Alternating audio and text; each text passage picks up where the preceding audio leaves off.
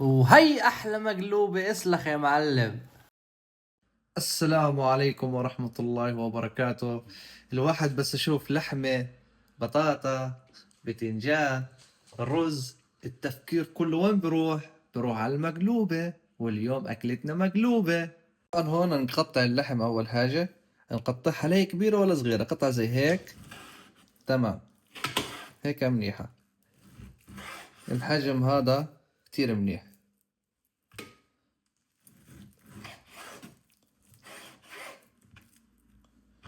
طبعا نكمل الكمية كلها.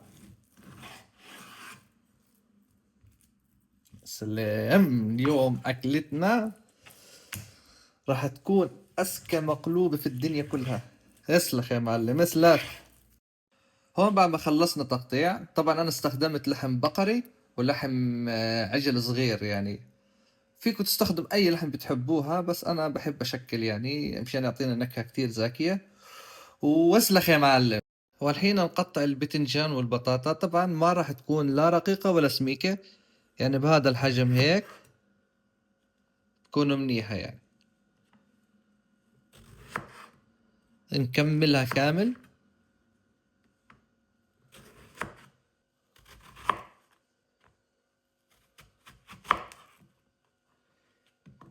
هيك يكون الحجم تحت.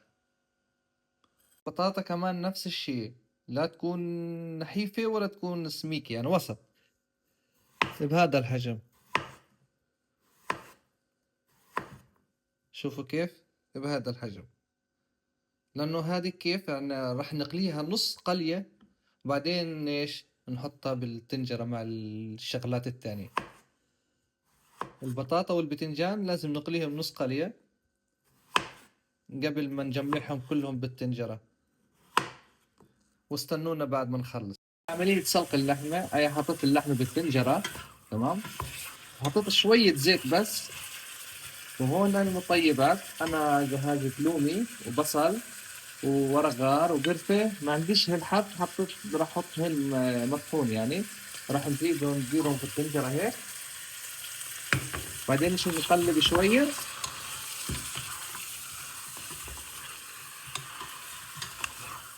نضلنا نقلب شوية حتى إيش تاخذ هيك اللون التحمير الخفيفة هاي. بعد ما تتحمر راح يكون إحنا مجهزين مية مغلية،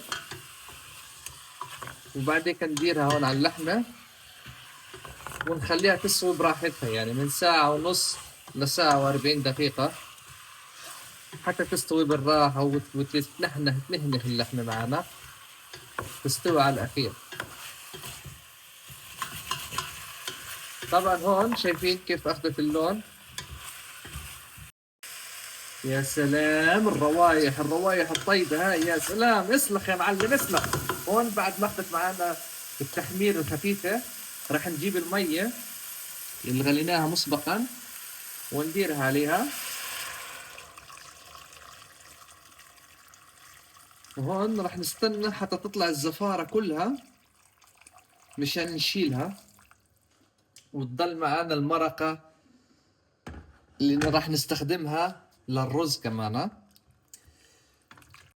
هون راح نخليها تغلي على درجة حرارة عالية، تمام. بعد ما تطلع الزفارة كلها من اللحمة راح نشيلها، وعشان راح نستخدم المرقة تاعتها للرز. واسلخ يا معلم. هون الشكل النهائي بقى ما قطعنا البتنجان والبطاطا. طبعا انا كترت بتنجان لانها المقلوبة بالبتنجان الصراحة كتير كتير زاكية، يعني انا بحب كتير بتنجان يكون فيها. فهلا رح نقليهم. اول شي نقلي البتنجان عشان ما ياخد اللون الاسود معانا زي هيك. دائما اول شي نقلي البتنجان بعدين نقلي البطاطا. بعد ما نخلص قلي نفرجيكم كيف الشكل النهائي. هون بس تطلع الزفارة على الوش لازم نشيلهم. شوفوا كيف، لازم نشيل كل الزفارة، ما نخلي ولا شيء عشان تبقى معانا ايش المرقة صافية كتير. طبعا بعد ما شلنا الزفرة هلا رح نضيف بهارات. هون ملعقة صغيرة زنجبيل، نص ملعقة قرفة، ونص ملعقة توم بودرة، وفلفل أسود ملعقة صغيرة، وملعقتين ملح صغار راح نضيفهم هون. هذيك نحركهم شوية ونخلي اللحمة تستوي على خير. يعني كمان 40 دقيقة راح نرفع اللحمة بتكون اللحمة ايش استوت كثير يعني تتنهنة.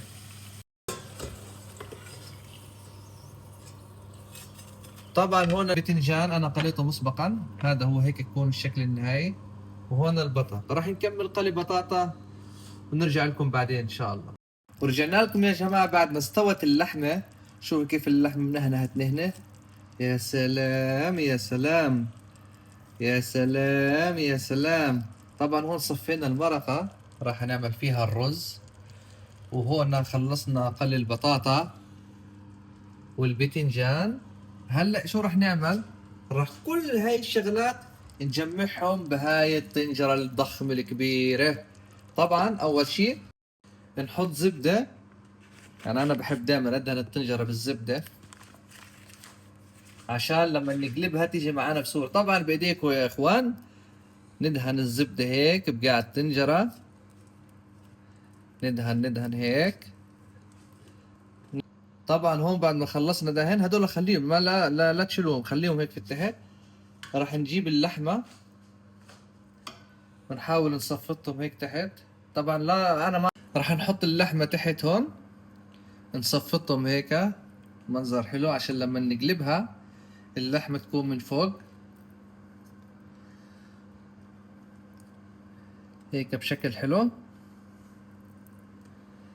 وريحة اللحمة يا حبيبتي بتجنن والله.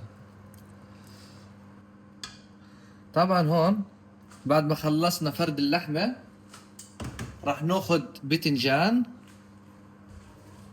البتنجانات دول الحلوين راح ايش نصفطهم هيك. راح نصفطهم هيك.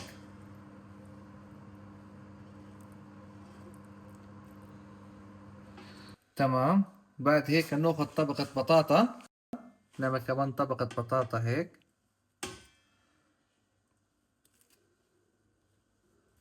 اسلخ يا معلم. الصراحة راح يطلع شكل رهيب. طبعا هون بعد ما خلصنا الطبقة الأولى طبعا هون رز حبة طويلة.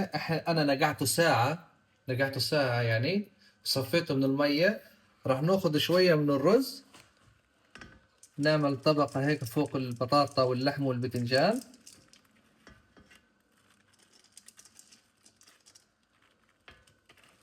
نضيف كمان.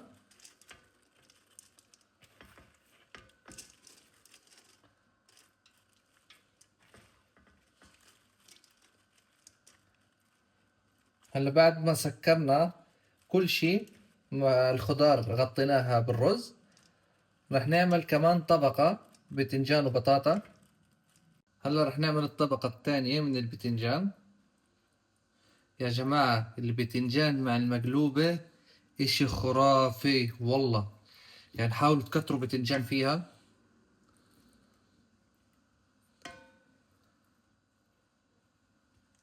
انا الصراحة المقلوبة ما بحط عليها يعني زهرة وشغلات تانية. احنا المقلوبة تعودنا عليها بطاطا وبتنجان الصراحة يعني. فعشان هيك انا راح اعمل لكم الطريقة اللي انا متعود عليها. طبعا كل واحد كيف بحب شو هو يضيف هو حر يعني. بس انا حبيت افرجيكم الطريقة اللي انا بعملها دايما. هون خلصنا توزيع البتنجان. هلا راح نعمل كمان طبقة بطاطا هيك.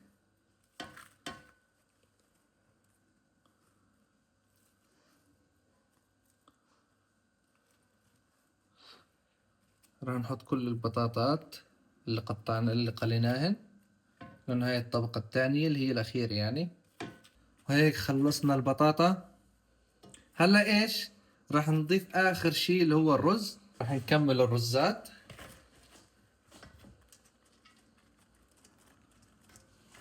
راح نفردهم زي هيك. نفلفلهم مثل ما بنقول نحن.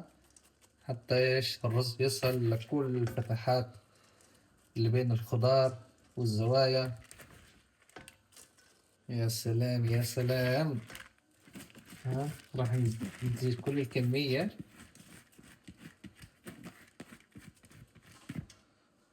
هون خلصنا الرز. هلا ايش رح نعمل؟ شوية بايدينا زي هيك، نحاول هيك نعدلها بس تعديل خفيف. نعمل هيك، ايوه.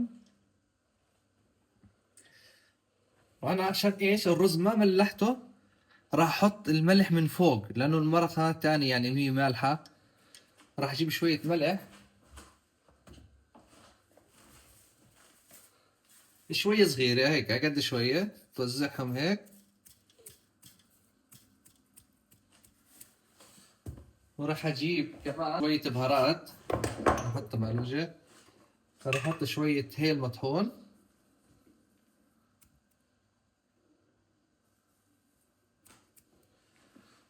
راح احط كمان توم بودرة، هيك شي خفيف.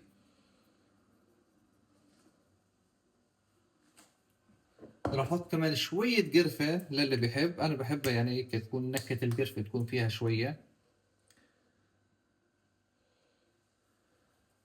وراح احط كمان زنجبيل مطحون.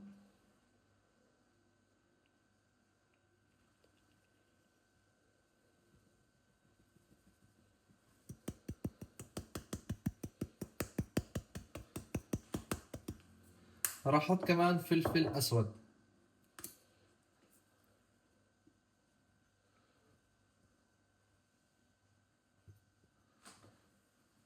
والحين نجيب المرقة.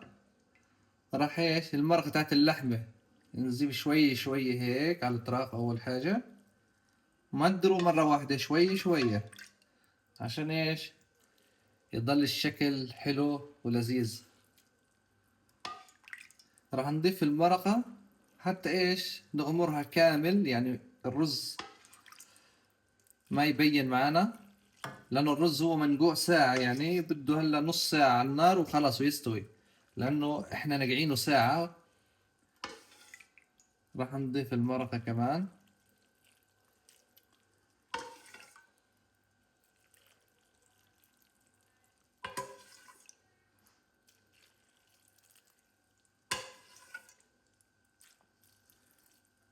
طبعا انا هيك حطيت البهارات من فوق مع المرقة اللي بحطها، شوف البهارات كلها بتنزل لتحت، بتصل لكل شيء. طبعا هون المرقة ما كفتني، راح اغلي مية واعمل اضيف عليها شوية.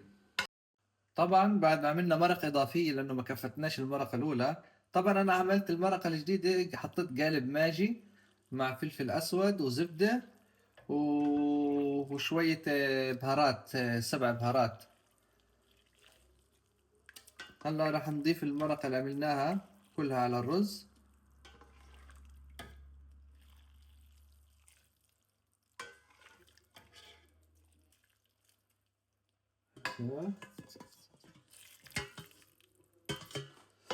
طبعا هون المرقة خلصت،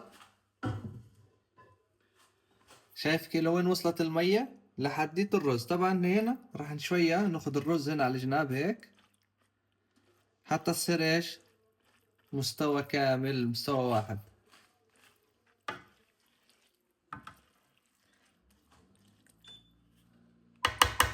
تمام.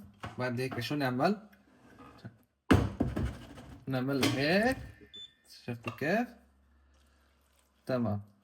هلا راح نجيب ورق زبدة نغطيها هيك. طبعا بنسكرها بورقة الزبدة، باش نجيب الغطاية ونسكرها هيك، ونحطها على الغاز على اقل درجة، انا حطيتها على درجة 1 عندي، ونخليها من نص ساعة ل 40 دقيقة. يعني انا بقول 40 دقيقة احسن عشان الرز يتفلفل معنا اكتر. وبنرجع لكم بعد 40 دقيقة. وانا رجعنا لكم بعد 40 دقيقة يا جماعة، ونشوف المقلوبة. اوه بسم الله.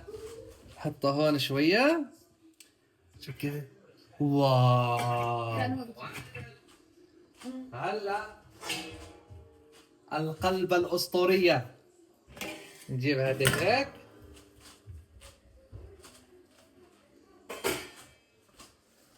نقول بسم الله الرحمن الرحيم، توكلنا على الله. آه.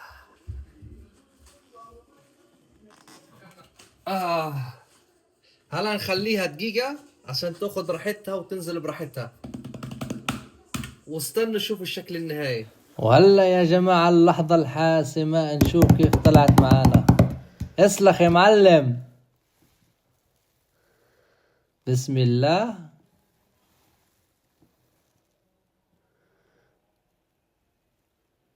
واو، هي الشكل النهائي. يا سلام، اسلخ يا معلم.